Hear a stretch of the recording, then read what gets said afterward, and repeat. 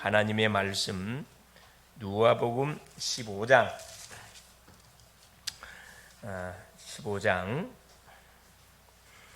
11절에서 32절까지 조금 길지만은 중요한 구절이기 때문에 앞절은 생략하고 11절부터 32절까지 같이 한번 합독하시도록 하겠습니다.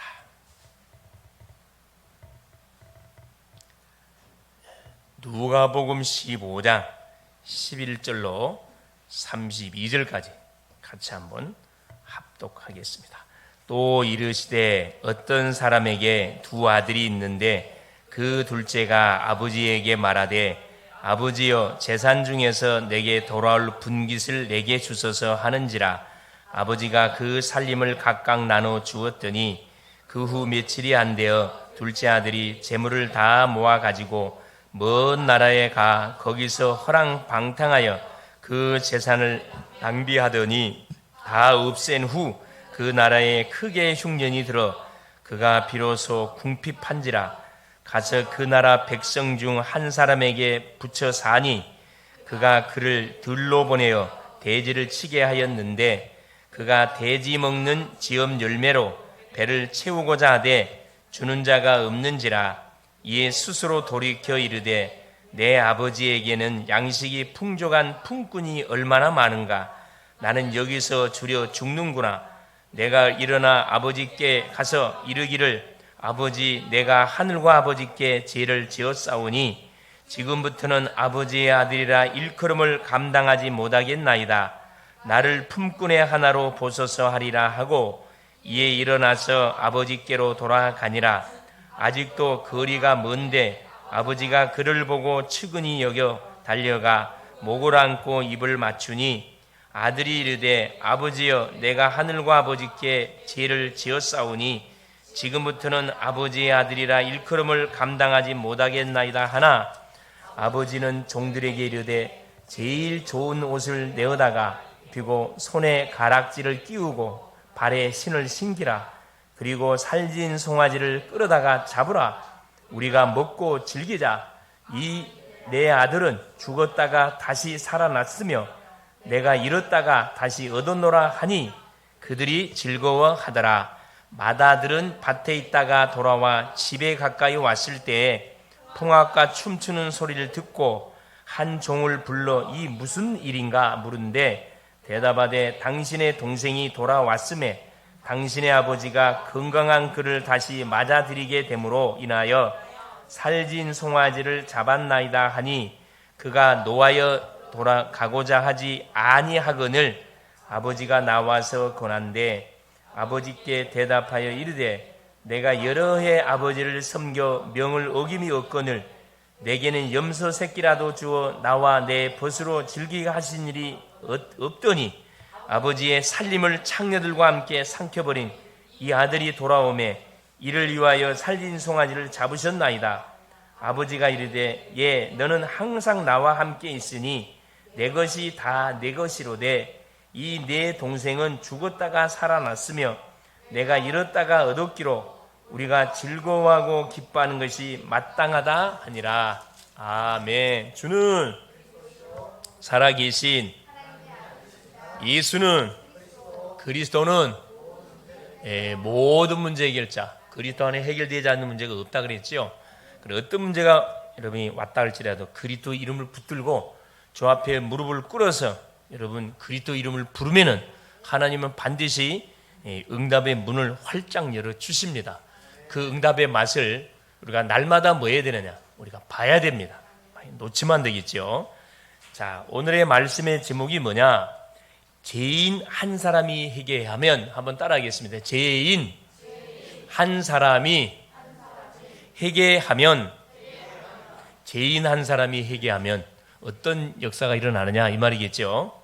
그 죄인이 누구였어요? 원래는 나였어요. 나. 여러분 우리 과거를 잊어서는 안 됩니다. 과거를 잊어서는 안 됩니다. 그렇죠? 자, 우리 인간이 가장 먼저 알아야 할 것이 있습니다. 그게 바로 뭐냐면 첫째가 원래 인간입니다. 누굴 만나든 원래 인간이 누군 줄 아십니까? 여러분 질문 한번 던져보세요. 귀가 솔깃에 딱 듣습니다. 이게 굉장히 어떤 이게 사람의 마음을 휘어잡는 이 말씀이거든요. 원래 인간은 누구였지요? 창세기 1장 27절에 하나님의 형상으로 창조함을 받은 존재였습니다. 그래놓고 하나님이 28절에 하나님이 만드신 모든 만물을 다스리고 정복하고 완전히 뭐 할 수 있도록 누려가라고 하나님이 우리에게 정복자의 축복을 우리에게 주셨습니다. 원래 인간은 뭐냐? 하나님이 만드신 최고의 걸작품으로서 하나님이 만드신 만물을 다스리고 정복하고 뭐 해가는, 그렇죠, 관리해가는 완전한 주인공으로 하나님 우리를 창조했습니다. 다스리는 자예요. 모든 세계를 다스리는 자. 그런데 이 원래 인간 속에 문제가 터져버렸습니다. 그렇죠. 둘째가 뭡니까? 문제 속에 빠진 인간입니다. 하나님이 만드신 최고의 걸작품으로 미션을 우리 인간에게 줬는데 조건이 뭡니까? 항상 하나님과 임마누엘 함께 하시는 조건 속에. 그래서 주신 것이 선악과 언약입니다. 창세기 2장 17절에 에덴 동산 중앙에 선과 악을 알게 하는 나무의 실과를 탁 하나님께서 탁 만들어 놓으시고 선악과를 바라볼 때마다 우리 인생이 누군지를 하나님 깨닫게 하신 겁니다. 우리를 로봇으로 탁 잡은 게 아니고 우리 인간이 누군지, 하나님이 누군지를 순간순간 놓치지 않도록. 그래서 하나님은 창조주고 우리 인간은 피조물이고 우리 인간은 항상 24시 누구의 도움을 받아야 돼요. 그리고 하나님을 의지하고 살아가야 할 존재로 하나님이 우리 인생을 창조해서 하셨다는 사실입니다. 이걸 우리 인생이 뭐 한 거죠? 놓쳐버린 겁니다.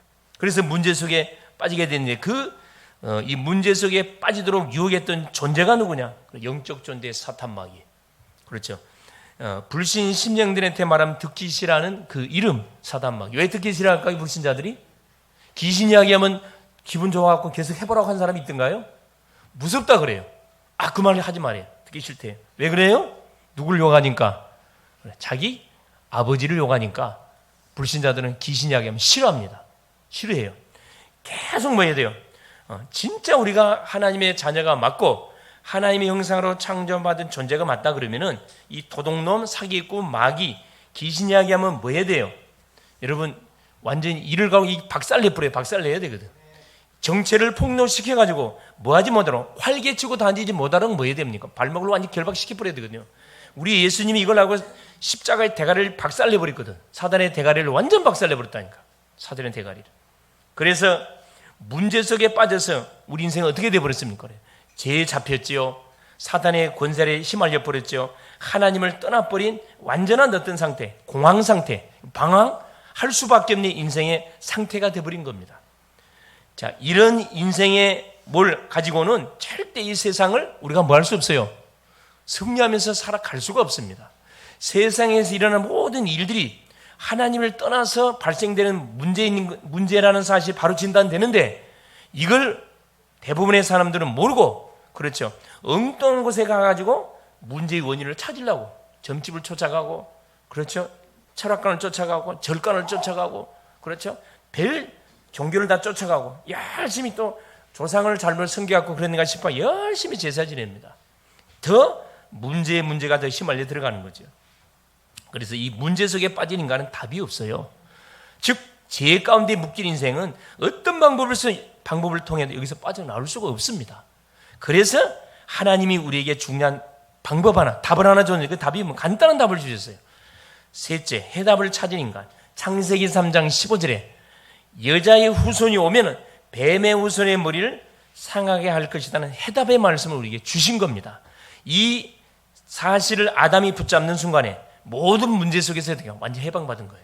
구약의 모든 백성들이 언약을 딱 붙잡고 이 여자의 후손을 바라보는 순간에 구원받았거든요. 그렇죠? 그래서 이 사실을 놓치지 않도록 시대시대 하나님께서 계속 이 복음의 메시지를 줬습니다. 노아 시대에는 방주 언약을 줬고, 노예 애굽 시대에는 유월절 어린 양 피제사, 희생제사의 비밀을 줬고, 포로 시대에는 이사야 7장 14절에 임마누엘의 언약을 허락하게 주셨습니다. 뭘 놓치지 않도록 순간순간 세월이 지나가면서의 언약의 흐름을 놓치지 않도록 하나님은 그때그때 하나님께서 뭘 준 거예요? 언약의 메시지를 시대마다 다르게 주셨어요. 그러나 그 핵심은 뭐냐? 바로 여자의 후손, 바로 메시아가 분명히 오는데 그분이 오기를 간절히 기대하는 중심으로 구약 백성들은 바라보고 구원을 받았고, 신약 백성들은 그분이 오신 것을 두 눈으로 확인하고 그 예수를 믿음을 통해서 모든 어디에서요? 창세기 3장의 저주, 제 문제, 사주팔자 운명을 걸었던 사단 문제, 인생은 방황 문제에서 완전히 딱 해답을 딱 얻어버렸습니다. 이것을 알고 그리스도를 믿는 사람은 막바로 구원을 받을 뿐만 아니라 뭐 하게 되어 있습니까? 하나님의 자녀의 놀란 축복, 구원의 축복을 누려가게 되어 있습니다. 이걸 모르고 예수 믿는 사람 많거든요. 이 비밀을 모르고 예수를 믿는 사람들은 문제 어려움 터지면 어떤 식으로 당연히 나가게 되어 있냐? 예체대로 싹 나가게 되어 있어요. 종교적인 방법을 씁니다. 그래서 좋은 방법이 뭡니까? 기도로 풀어나가려고 그래요. 여러분 기도하면 문제가 해결될까요? 복음이 힘이 안 돼. 기도하면 문제가 해결될까요? 아마 해결되겠죠? 해결되는 것처럼 아마 속을 겁니다. 다시 계속적인 반복적인 문제가 터지게 되어 있습니다. 그래서 하나님께서는 이 해답되시는 그리스도를 통해서 우리가 누구인지를 정확하게 잘 알려주신 겁니다. 우리는 누구다? 정복자가 아니고 정복을 당한 인생이 아니라 정복자고, 다스림을 받는 존재가 아니라 다스리는 존재, 시달림을 받는 존재가 아니고 시달리는 사람에게 답을 주는 누굽니까? 우리 전도자입니다. 할렐루야. 우리 가족 중에, 우리 이웃 중에 이 사실을 한 번도 듣지 못해가지고 답을 찾아서 헤매는 인생들이 너무나 많거든요. 너무나 많습니다. 말해주면 바로 잡을 건데 말을 안 해줘. 왜? 답을 알고 있으면서 왜 말을 안 해줍니까? 분명히 뭐가 안 나게 정리가 안 돼 있거든. 답을 갖고 있는데 정리가 안 돼 있으면요, 그렇죠, 말을 못 해요. 그러나 여러분, 정리가 돼 있든 없든 상관없이 한번 예수가 그리스도라는 사람 말해보세요. 어떤 일이 벌어지는지. 놀라운 일들이 벌어집니다. 우리가 말 잘한다고 예수 믿는 게 아닙니다. 착각하지 마세요. 내가 이 사실을 믿는다 그러면은 아무 상관없이 당신도 내가 믿는 예수 믿으면은 당신 문제 해결된다. 이 말만 던져도요, 그 사람은 딱 소망적인 마음을 딱 붙잡게 돼 있습니다. 말이 앞뒤 안 맞죠? 그건 내 생각이지. 성령은 그 사람에게 알아듣도록 역사해 본다니까. 할렐루야. 걱정하지 마시고, 문제를 당한 심령들, 안타까운 심령들이 있으면 말해줘 보라니까. 나도 그런 문제 속에 방황하다가 이분 만나고 끝났다. 이분이 누구냐? 여자의 후손으로 오신 예수 그리스도시다. 첫 판부터 예수 그러면요, 식상해야 합니다. 첫 판부터 예수란 말하지 마세요. 여자의 후손으로 오신 그리스도, 임마누엘 오신 그리스도, 유월절 어린 양 희생제사로 오신 그리스도. 계속 말해보세요. 방주로 오신 그리스도. 계속 궁금해하거든. 그럼 누군데요, 그분이? 그분이 누구요? 육신의 몸을 입고 오신 그리스도, 예수입니다. 예수. 그렇죠. 그래서 즉 인간이 누군지를 모르고 살면은 계속 방황하는 인생의 삶을 살아갈 수밖에 없어요. 지금도 방황하고 있잖아요. 수많은 사람들이. 알고 살면 답을 정확하게 내게 돼 있고, 답을 주는 뭐가 된다? 전도자가 될 수밖에 없습니다. 우리 성도님들은 어떻습니까? 인생의 답을 지금 알고 살아가고 있습니까? 아니면 모르고 살아가고 있습니까? 답은 분명히 잡았는데 헷갈립니까? 이게 정말로 오직이 맞는 건지, 오직으로 내가 살아가야 되는 건지, 다른 방법을, 대책을 강구해야 되는 건지 혹시 갈등하고 있지 않습니까? 오늘 답을 말씀 듣는 거 아니라 완전 낼 수 있기를 바랍니다. 그 답이 바로 뭡니까? 그게 복음이에요. 여러분이 계속 귀가 따갑도록 듣는 복음. 복음이 뭡니까? 복된 소식. 우리 인생 속에서 가장 복된 소식이 무슨 소식이에요? 예? 선물로가 주신, 그건 전혀 지나가는 것도 기쁜 일이겠죠. 그러나 정말 복된 소식은 이미 죄로 인해서 사망 속에 전혀 소망이 보이지 않는 우리 인생 속에 하나님이 우리에게 소망의 길을 여시고 답이 보이지 않는 인생 문제를 해결했다는 그 답을 주셨던 분이 누구라는 사실, 예수 그리스도라는 사실 내가 딱 만일에 깨닫는 순간에 이게 나의 인생의 답이 맞다 그러면 그날부로 인생의 모든 방황이 끝나버립니다. 막혔던 모든 문이 다 열리기 시작합니다. 그렇죠? 그래서 가장 복된 소식이 뭐냐? 바로 주 예수 그리스도 가장 복된 소식이에요. 로마서 1장 4절에 정확하게 사도 바울 전도자가 말해놨거든요. 복음이 뭐냐? 바로 주 예수 그리스도가 복음이다. 육신으로는 다윗의 혈통이 났고 성결의 영으로는, 그래 부활의 영으로 오신 분 주 예수 그리스도가 복음이다. 그렇죠? 주가 누구라 그랬어요? 창조주. 우리 인생의 모든 인생을 창조할 뿐만 아니라 인생이 사는 모든 이 세상을 창조하신 창조주 예수는 누구요? 눈에 보이는 그래 구원자, 예수 구원자, 자기 백성을 죄에서 구원할 자. 그리스도는 우리 인간이 저질렀던 죄 문제, 사탄 문제, 하나님 떠난 방황 문제를 완전 도말하기 위해서 삼직을 완전 성취시켜서 오신 분, 우리와 의논한 적이 없어요. 그래서 주 예수 창조주가 눈에 보이는 사람 몸을 입고 구원자로 왔는데 뭐하게 왔다? 인간이 해결할 세 가지 문제, 죄 문제, 사탄 문제, 지옥 배경의 문제를 완전 도말하게 해서 오신 분, 그래서 주 예수 그리스도. 할렐루야. 이분을 내가 정확하게 믿고 영접하면 바로 구원 받는다는 소식이 가장 복된 소식입니다. 요한복음 1장 15절에 영접하는 자 곧 그 이름을 믿는 자들에게는 하나님의 자녀가 되는 권세를 주셨으니, 이 사실을 알고 예수를 영접하면 하나님의 자녀가 되는 놀라운 권세, 신분이 싹 바뀌어버립니다. 오늘 본문은 예수님께서 죄인과 세리들과 식사하는 장면을 보고 누가 가장 먼저 복음을 받았던 바리새인들, 유대인들이 수군거리면서 소위 말하는 지금 욕하는 거죠. 예수님이 수군거리는 그 바리새인들의 딱 소리를 주님께서 딱 들으시고 마음입니다. 바로 비유의 말씀을 들어가지고 바리새인들에게 예수님이 오신 목적이 뭔지를 지금 알려주고 있는 그 내용으로 기록되어 있습니다. 예수님 뭐하러 왔습니까? 인자가 온 것은 잃어버린 자를 찾아 구원하기 위해서 오셨느니라. 누가복음 19장 10절에 말씀해 주고 계시죠.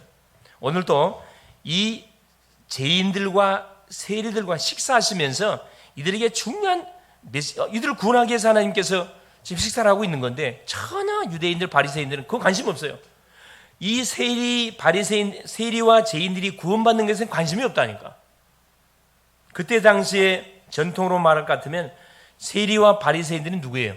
자기 민족의 누구를 빨아먹는, 소위 말해 로마의 등을 업고, 로마인들의 등을 업고 세금을 거두리는 그 직업을 갖고 있는 사람들이 세리들이었거든요.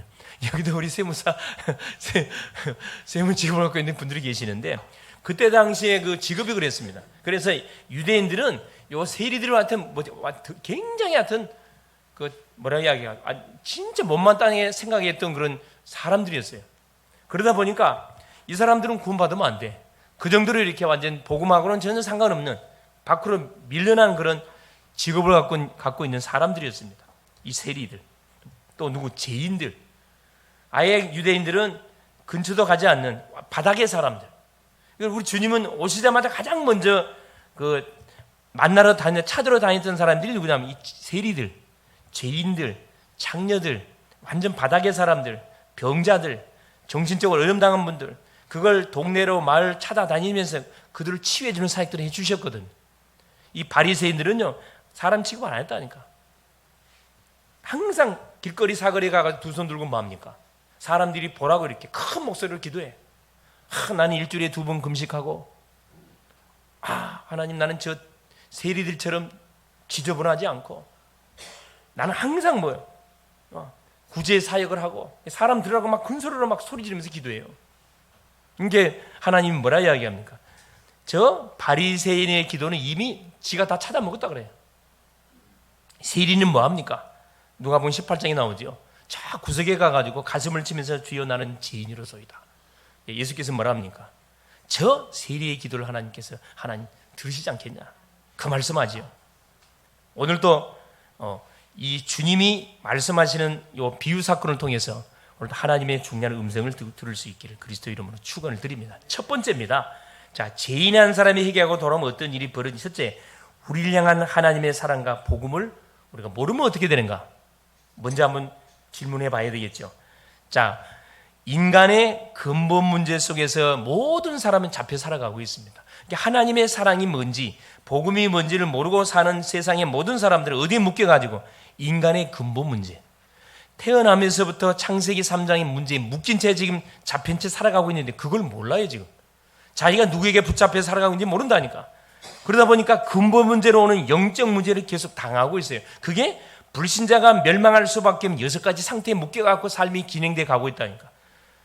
자, 첫 번째가 뭡니까? 그래요. 마귀 자녀로 살아가고, 신분이 마귀 자녀예요. 기분 나쁜 소리인데 사실이에요. 이걸 듣기 싫어해 사람들은. 왜? 자기 아버지 요구하니까. 마귀 자녀면 두 번째는 뭐 하게 돼 있습니까? 반드시 뭐냐? 우상 숭배하게 돼 있어요. 가문마다 어떤 가정은 제사, 어떤 가정은 점, 어떤 가정은 무속, 어떤 가정은 철학, 어떤 가정은 절간.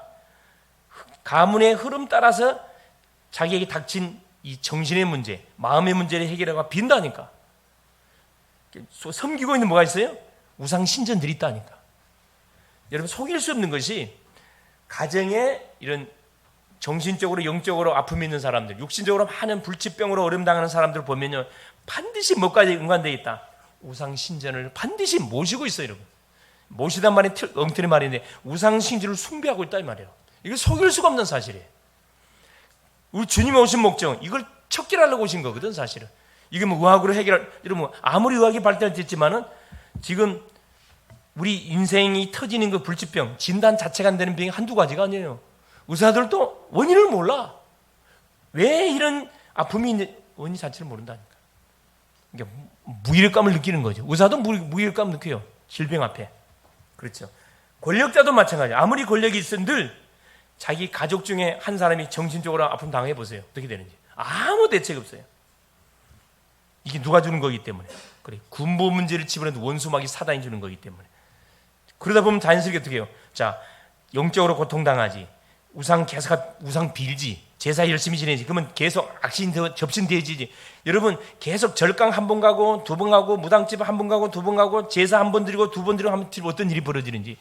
악신이 마태복음 12장 43절 45절에 말씀해 주고 있듯이 그렇죠. 군대 귀신들이 접신돼요. 이걸 알면요. 섬뜩함이 따세요. 이야, 영적으로 무죄하니까 계속 가. 자녀까지 데리고 가. 육신의 문제 터지잖아요. 이제 시간표가 되니까 육신의 문제가 터져. 그냥 육신의 문제 하루 집어넣는 게 아니고 육신의 문제가 터져요. 그 다음에 어떻게 터집니까? 내세 문제 터집니다. 소망 없어요. 그러니까 뭐합니까? 유서스는 인생 끝내본다니까. 후손 문제 터져요. 답을 모르니까 후손도 자기가 걸어갔던 길을 가도록 이렇게 유언을 남기고 간다니까. 제사 열심히 지내라. 조상 열심히 잘 섬기라. 그렇게 제사까지 유산으로 남겨주고 가요. 저주받아 죽으라 이 말입니다. 여러분 이 제사 지내는 가정 한번 잘 봐보세요. 계속 점집을 들랑들랑하는 집안 한번 잘 보시라니까. 볼 필요가 없어요.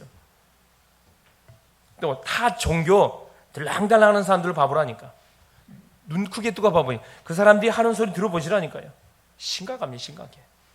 답을 모르면요 심각해요. 답을 알고 있으면 간단해요. 그럼 문제가 안 옵니까? 당연히 문제 오지. 예수 믿은 문제 더 온다 그랬습니다. 왜 옵니까? 중요한 하나님께서 뭐 하라고? 사역하라고 하는 문제를 터뜨려 주는 거거든. 우리가 평생의 전문사역의 방향을 잡고 그게 올인하라고 하나님께서 우리에게 뭘 준 거예요? 미션을 주는 거거든요. 이게 눈을 떠서 보면요, 우리 가정, 개인, 가문, 이 나라에 들이닥친 모든 문제는 시대의 메시지입니다. 할렐루야. 메시지로 받아들이는 순간에 눌림 속에서 자유함을 받아요. 이걸 모르다 보니까 사람들이 눌려. 행이나 이게 들통날까 싶어갖고 막 숨겨. 여러분 숨기지 마세요. 가정에 여러 가지 아픔의 문제 드러내세요 이렇게. 그러면 원수마귀가 뭘 못해? 그것으로 인해 가지고 공격을 못합니다. 오픈해 버리세요 그냥. 이미 그리스도 예수 안에서 이미 오늘 끝나버렸거든. 끝나버렸어요. 근데 왜 문제가 있습니까? 그 문제를 어려움 당하는 누구를? 개인, 가정, 가문, 그 나라 하나님 살려내라고. 하나님 우리에게 주신 정확한 미션. 그걸 깨달으면 돼요. 자 보세요. 복음을 놓친 이스라엘의 현장. 그 증거를 지금 들이대고 있습니다. 가장 먼저 복음을 받던 이스라엘 봐보세요. 자 1800년 동안 나라 없이 엄청난 고통을 당했습니다. 문제가 뭐냐면 처음에 복음을 받았는데 세월이 지난 후에 이게 문제란 말이에요. 24시 복음을 계속 확인하고 흐름을 타가야 되는데 흐름을 안 타요. 왜? 배가 배 뜨시고 배부르고 든든하거든. 어려울 때는 막 하나님이 살려달라고 붙잡아 놓고 하나님이 축복해가지고 어떻게 해요? 이제 살 만큼 되지니까 뭐합니까? 이제 하나님을 간절히 붙잡지 않습니다. 이제 습관적으로 하나님을 믿어요. 예배를 드려줘 가서. 예배 드려준다니까. 여러분 웃음 나지요? 그런 삶을 살아가고 있다는 우리가 지금 예배를 드려준다니까. 그러면 하나님 편에서는 얼마나 가슴 아프겠어요? 누구 편에서 좋겠어요? 누가 좋겠어요? 원수마귀는 굉장히 저활하겠지. 갖고 놀기 참 좋은 대상자하고나 딱 찍겠죠. 약 1800년 동안 나라 없이 유리 방어하면 얼마나 처참한 고통당했습니까? 600만이 가스실에서 누구에 의해서 고통당한 줄 아세요? 여러분 잘 아셔야 돼요. 누구에 의해서? 23개 나라들을 통해서 학살과 핍박을 당했습니다. 이게 23개 국가들이 어떤 국가들인 줄 아세요? 다 기독교 국가들이에요. 여러분 독일 알죠? 독일. 가장 먼저 종교개혁을 일으켰던 나라가 독일입니다. 독일에서 히틀러가 나왔거든. 이게 완전히 복음을 대적하는 대적 중에 대적자 히틀러가 나왔다니까. 이 히틀러가 나와 게르만 민족들, 유대 민족, 게르만 민족이잖아요. 유대 민족들을 여러분 역사적으로 너무 잘 알고 있듯이 완전히 수용소에 보내가지고 가스실에 보내서 600만 죽이고 생체 실험용으로 계속 유대인들을 생체 실험했거든. 그 다 기독교 국가들이 그랬다니까. 이런 복음을 놓치면 이렇게 돼버려요. 사단에게 완전히 이용당하는 그런 비참한 나라가 되고 그런 개개인이 다 돼. 그걸 가면 된다니까. 두 번째 보세요. 예수님의 비유 세 가지. 오늘 말씀하자고 하는 핵심, 여러 가지가 있지만 핵심적인 부분을 내가 증거하려고 합니다. 첫째가 뭐냐 하면은 누가복음 15장 1절 32절까지의 내용인데 세 비유가 나옵니다. 자, 1절부터 7절까지 이른 양 비유가 나옵니다. 자, 15장 1절 보겠습니다. 모든 세리와 죄인들이 이 말씀을 들으러 가까이 나오니 예수님이 증가하는 천국 복음의 말씀께서 나왔어요. 바리새인과 서기관들이 수군거려 이르되 이 사람이 죄인을 영접하고 음식을 같이 먹는다 하더라. 원래 유대인들은 정결법이라 그래가지고 누구하고 죄인들하고 이 세리들하고 음식 먹으면 안 돼요. 그걸 지금 갖고 지적하는 거거든요. 음식을 같이 먹는다 하더라. 이에 예수께서 그들에게 이 비유로 이르시된 게 이 바리새인들이 들으라고 주님이 비유 세 가지를 들었습니다. 첫째 비유가 뭐냐면은 바로 이른 양의 비유입니다. 이른 양의 비유. 자, 너희 중에 어떤 사람이 양 100마리가 있는데 그 중에 하나를 잃으면 99마리를 들여 두고 그 잃은 것을 찾아내기까지 찾아다니지 아니하겠냐. 목자에 대해서 이야기하는 거죠. 목자가 양을 치는데 한 마리를 잃어버렸어. 지금 집으로 들어가야 되는데. 또 찾아낸 즉 즐거워 어깨에 메고 집에 와서 그 법과 이웃을 불러 모으고 말하되 나와 함께 즐기자. 나의 잃은 양을 찾아 내었노라 하리라. 잃은 양. 얼마나 사실 그 목자 입장에서는 양 한 마리가 귀합니까 사실은. 그렇죠. 막 밤을 설쳐가면서 늑대로부터 지켜야 되고 곰으로부터 사자로부터 지켜야 돼요. 그런데 양이 없어져 버렸어. 근데 보세요. 7절 보세요. 내가 너에게 이르노니 이와 같이 죄인 한 사람이 회개하면 하늘에서는 회개할 것 없는 의인 99으로 말미암아 기뻐하는 것보다 더하리라 그랬거든요. 잃어버린 뭐라 그랬습니까? 자, 죄인 한 사람이 회개하면 하나님을 떠나서 사단에게 유린을 당하고 죄 가운데 처참한 삶을 살았던 그 죄인 한 사람이 뒤늦게서 자기의 잘못을 깨닫고 회개하고 죽게 돌아오면은 하늘에서는 회개할 것 없는 의인 99으로 말미암아 기뻐하는 것보다 더한다 그랬거든요. 이 전도가 얼마나 큰 축복인지를 우리에게 말씀해 주고 있는 거거든요. 천하 주고도 바꿀 수 없는 것이 한 영혼입니다. 그래서 제가 죄인지도 모르고 살아가고 있는 내 가족들, 내 이웃들, 내 주변에 수많은 사람들이 있습니다. 이걸 분명히 알려줘야 되는데 알려주지 않고 놔두면 어떻게 됩니까? 유린당해. 여기서도 유린당하고 영적으로도 공격당하고 마음적으로도 공격을 당하고 육신적으로도 만신창이가 돼. 만신창이. 지금 비유를 들었어요. 자, 두 번째 비유입니다. 잃은 양 드라크마예요. 자, 그러면서 저기 10절 보세요. 8절부터 우리 10절까지 내용이죠. 자, 어떤 여자가 10드라크마가 있는데 하나를 잃으면 등불을 켜고 집을 쓸며 찾아내기까지 부지런히 찾지 아니하겠느냐. 또 찾아낸즉 벗과 이웃을 불러 모으고 말하되 나와 함께 즐기자. 잃은 드라크마를 찾아내었노라 하리라. 내가 너에게 이르는 이와 같이 죄인 한 사람이 회개하면 또 같은 말을 하고 있습니다. 하나님의 사자들 앞에 기쁨이 되느니라. 증인들 앞에 기쁨이 되느니라. 자, 이 내용은 간단하게 설명해 드리면은 유대인들은 그렇죠. 이 열 드라크마를 했거든요. 이 한 드라크마가 한 데나리온이에요. 얼마 되지 않는 돈입니다. 자, 품꾼이 하루 일당 한 데나리온이에요. 드라크마. 10개니까 돈으로 계산하면 얼마나 될 것 같아요? 하루 일당 10만 원을 계산하면 얼마 돼? 한 100만 원 돼요. 얼마 되지 않는 돈입니다. 근데 이 돈은 무슨 돈이냐면은 자기가 앞으로 결혼할 정혼자로부터 받은 돈이에요. 정혼자.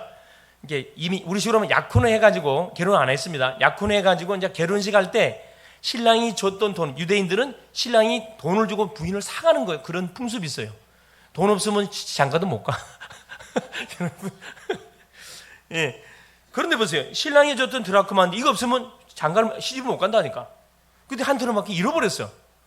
그러면 자 입장을 바꿔놓고 내가 내일 시집을 가야 되는데 드라크마 하나 잃어버렸어요. 신랑이 준 드라크마. 이게 약조물이거든, 약조물. 근데 이 드라크마 하나 잃어버렸어. 그럼 여러분 같으면 편안하게 아이고야 어디 있겠지 뭐. 두 다리 뻗고 이러면 주무십니까? 안 그렇겠죠? 뭐 할까요? 눈에 막 불을 켜고 사방을 뒤져보겠죠? 이 여인이 그 드라크마를 찾기 위해서 막 온 집안을 구석구석 다 뒤져요. 무슨 말입니까? 한 영혼을 우리가 뭐 살리려면 뭐 해야 돼요? 아, 이거 언젠가는 뭐 있으면 있겠지 뭐. 그게 아니고 내가 살고 있는 지역에 구석구석을 다니면서 뭐 해봐야 돼요? 하나님이 구원하기로 작정하는 영혼들이 있거든. 그걸 찾아내라 이 말이에요. 그런 의미가 있어요. 한 영혼이 얼마나 귀중한지. 그렇죠. 그래서 여인이 찾았어요. 드라크마를 찾았어요. 자, 내가 너에게는 이와 같이 죄인 한 사람이 회개하면 하나님의 사자들 앞에 기쁨이 된다. 하나님 사자는 그러니까 하나님이 한 영혼을 천하보다 귀하게 여기고 있는데 이런 하나님을 떠나서 만신창이가 된 그 영혼을 정말로 하나님 어디 지역 고속에서 숨겨놨어요. 우리 가족 중에서 숨겨놨고 가문 쪽에서 숨겨놨고 내가 다니는 직장 안에서 숨겨놨고 내가 다니는 학교 안에서 숨겨놨습니다. 그 사람 찾아내라고 나를 그 직장에 보낸 거고 학교에 보낸 거고 그 지역에 살도록 하게 해주신 거거든. 그게 전혀 상관없이 내가 살아가고 있다. 하나님하고는 전혀 주파수가 맞지 않습니다. 축복하고는 전혀 상관없는 인생 삶을 살아갈 수 있다는 겁니다. 자, 세 번째 보세요. 이른 아들에 대한 비유입니다. 11절부터 마지막 절까지 내용인데 어떤 사람에게 두 아들이 있는데 그 둘째가 아버지에게 말하되 이게 완전 못된 놈이죠 사실은. 아버지가 뿔뿔 살아 계시는데 유산 내놓으라고 해가지고 유산을 받아서 뭐합니까? 이게 무슨 도움을 받지 않겠다 이 말이에요. 아버지 도움은 필요 없다는 거라. 나는 다 성장했으니까 이제 아버지 필요 없고 내가 알아서 뭐 할 테니까 내 인생 살 테니까 아버지 나한테 나에게 나 주세요. 완전 우리나라식으로는 후레 자식이거든. 그렇죠? 돌아가 뻘쩡히 살아 계신 유산 내놓으라 그래요. 얼마나 못된 놈입니까? 그렇죠? 자, 아버지한테 말해야 아버지 재산 중에서 내게 돌아올 분깃을 내게 주소서 하는지라. 아버지가 그 살림을 아무 소리 안 하시고 아버지 줬어요. 우리 하나님은 인격적인 하나님이시 절대 강제로 안 합니다. 그렇죠? 우리에게 자유의지를 줬다 이 말이죠. 그 며칠이 안 되어 둘째 아들이 재물을 다 모아가지고 먼 나라에 가서 허랑방탕하게 재산을 낭비하더니 별짓 다 했겠죠. 도박도 하고 막 음란짓도 하고 별짓을 다 했겠죠. 돈 있을 때는 수많은 사람들이 촉뱅이 친구들 그렇죠. 술 친구들이 엄청 많았을 거예요. 그렇죠. 그 돈 떨어지고 완전히 바닥 나니까 어떻게 되어버렸습니까? 14절부터 다 없애는 그날에 크게 흉년이 들어 그가 비로소 궁핍 앉으라. 아예 나라까지 흉년이 들어버렸대. 완전히 동서남북 사방팔 막혀버렸어요. 자, 15절 보세요. 가서 그 나라 백성 중에 한 사람에게 붙여서 조금이라도 가능성이 있으면 인간은요 하나님 안 찾습니다. 안 찾아요. 그래요. 그가 그를 들러보내어 돼지를 치게 하는데 그가 돼지 먹는 얼마나 먹을 것이 없었는데 흉년이 들었는지 지업 열매 돼지들이 먹는 그 열매를 말하는 거거든요. 얼마나 먹을 게 없었는지 돼지가 먹는 지업 열매를 배를 채우고자 하지만은 주는 자가 없었대요. 그때서 뭐합니까? 바닥이 난 17절 보세요. 이제 맨정신 돌아온 겁니다. 맨정신. 아마 누가 기도했겠죠? 아버지가 정말로 철회하면서 막 금식한 기도하셨겠지요. 이에 스스로 돌이켜 이르되 내 아버지에게는 양식이 풍성한 품꾼들이 얼마나 많은가. 나는 여기서 줄여 죽는 거라. 품꾼들도 먹을 것이 풍성해가지고 넘쳐나는 그 집이 우리 집인데 나는 지금 아버지 집을 떠나가지고 내가 지금 뭐하고 있는 건지. 18절 보세요. 내가 일어나 아버지께 가서 이르기를 아버지여 아버지 내가 하늘과 아버지께 죄를 지었사오니. 19절 보세요. 지금부터는 아버지 아들이라 일컬음을 감당하지 못하겠나이다. 나를 품꾼의 하나로 벗어서 하리라 하고 뭘 깨닫고 있는 거죠?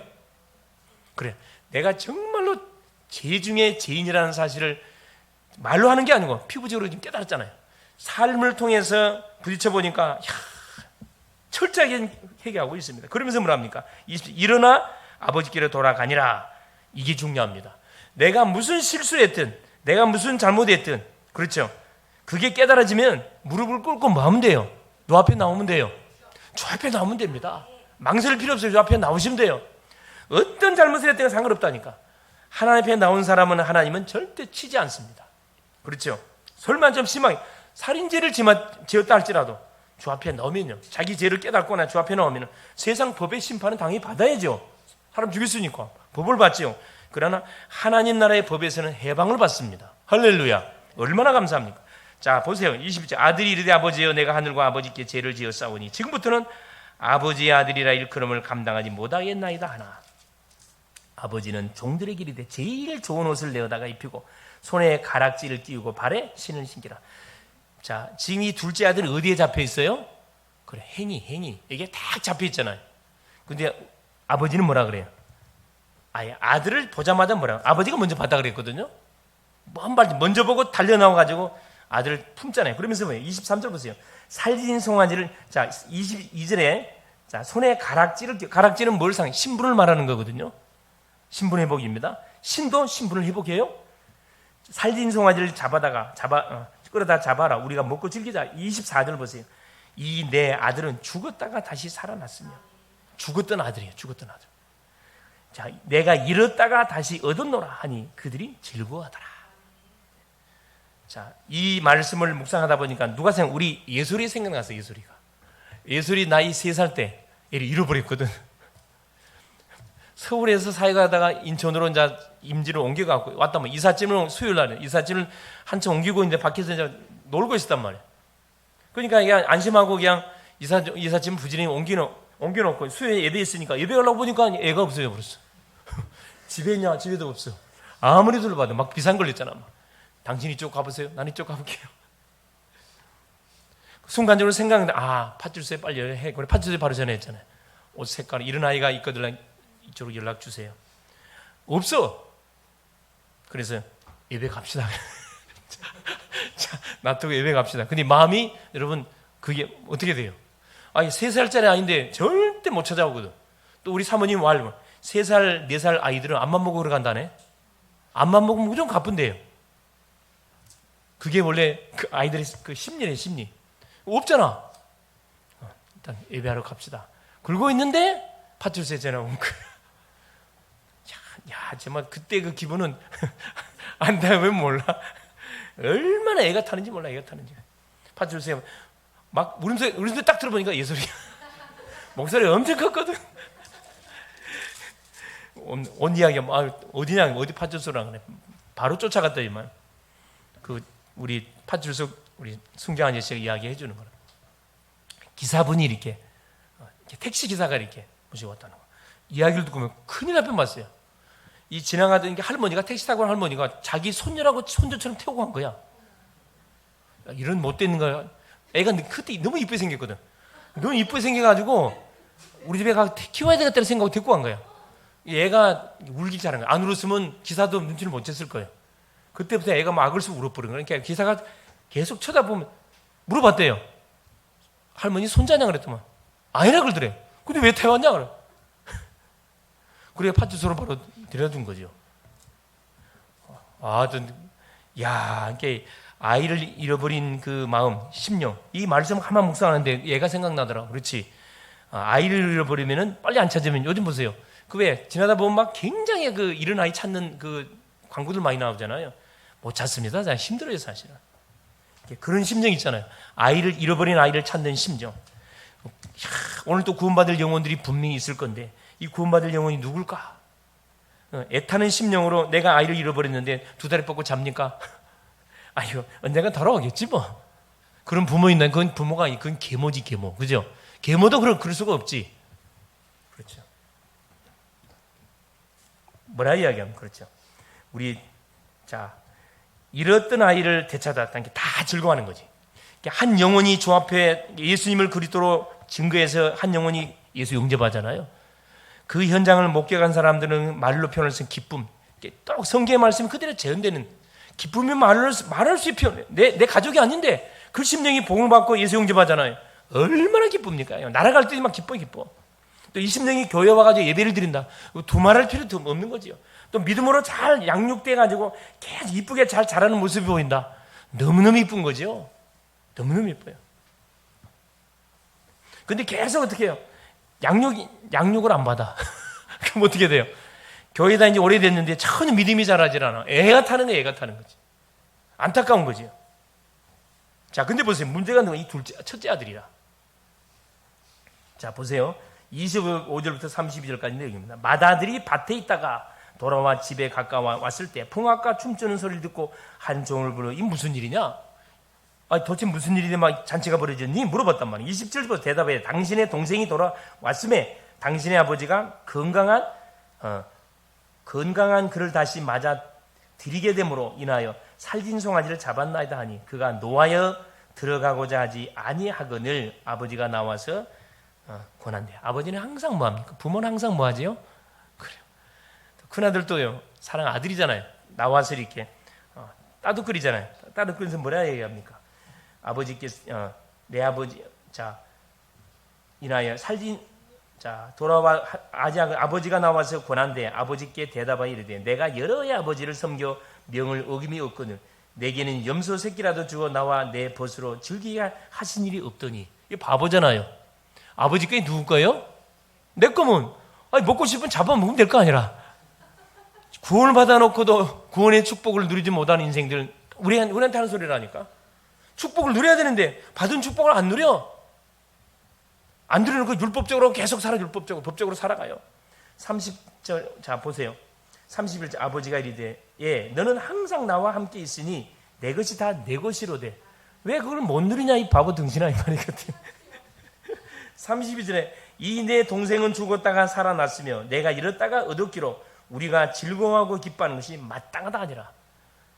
아버지의 고난을 가지고 그 형한테 이야기하잖아. 이 동생은 죽었다가 살아났고 내가 잃었다가 얻었기로 우리가 즐거워하는 것 기뻐하는 것 마땅하지 않니 이 말이거든요. 우리의 영적 상태를 이렇게 진단해 주시는 것 같아요. 그래서 살펴보세요. 죄인한 사람이 회개하면은 첫째, 하늘에서 회개할 것 없는 99으로 말미암아 기뻐하는 것보다 더한다. 15장 7절에 말씀해주고 있거든요. 두 번째, 하나님의 사자들 앞에 기쁨이 될 것이다. 드라크마의 비유를 통해서 말씀해주고 있고요. 세 번째, 탕자 비유를 통해 죽었다가 다시 살아났으며 잃었다가 다시 얻었기 때문에 즐거워하는 것 당연한 것. 한번 생각해보세요. 우리도 기쁜데 하늘에서 뭐가 열려진다고요? 천국 잔치가 벌어진답니다. 죄인 한 사람이 회개하고 주 앞에 돌아오잖아요. 우리가 복음을 전할 때 그 심리 예수를 영접해요. 하늘에서는 천국 잔치가 펼쳐진답니다. 이 전도하는 사람은 전도서 12장 3절에 뭐라고요? 하늘에 뭘로 바꿔준다고요? 하늘이 뭐처럼 만들어준다고? 스타. 하늘의 별처럼 빛나도록 축복한다고 약속하고 있습니다. 결론이에요.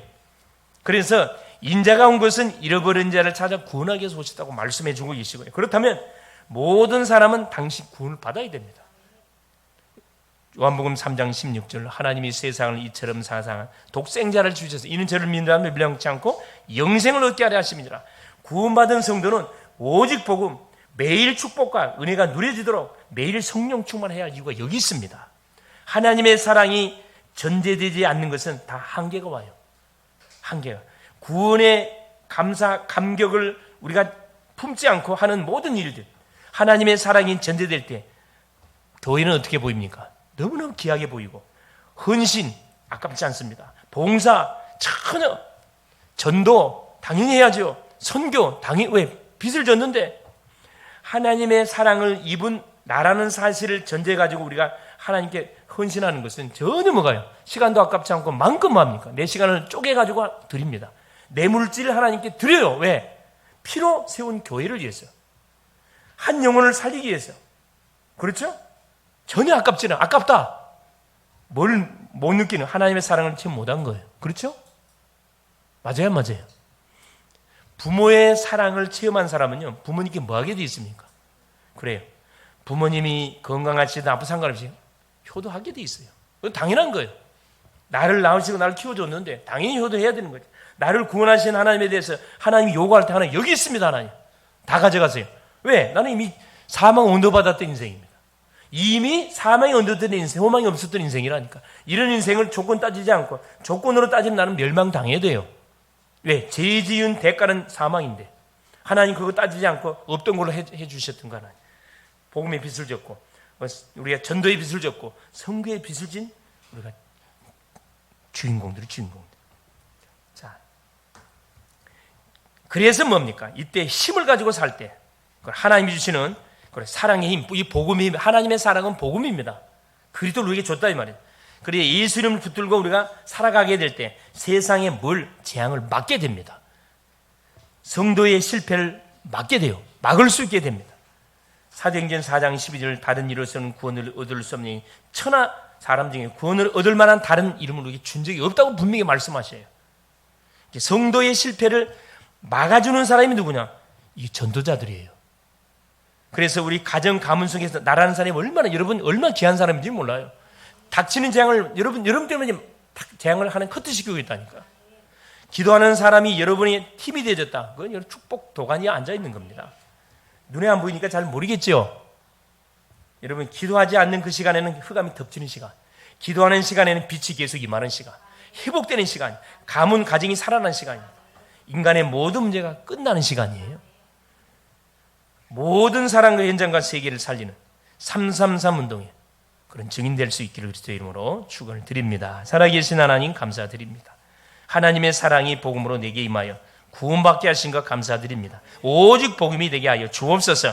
구령의 열정을 우리 모든 성도님들에게 허락하여 주옵소서. 잃어버린 자를 찾아 구원하게 하여 주옵소서. 한 영을 놓고 24 기도 속에 들어가게 하여 주옵소서.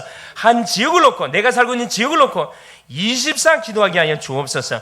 한 나라를 품고 24 기도하게 하여 주옵소서. 성령 충만함을 주시옵소서. 그리스도 되신 예수님의 이름으로 간절히 기도 올리옵나이다. 아멘.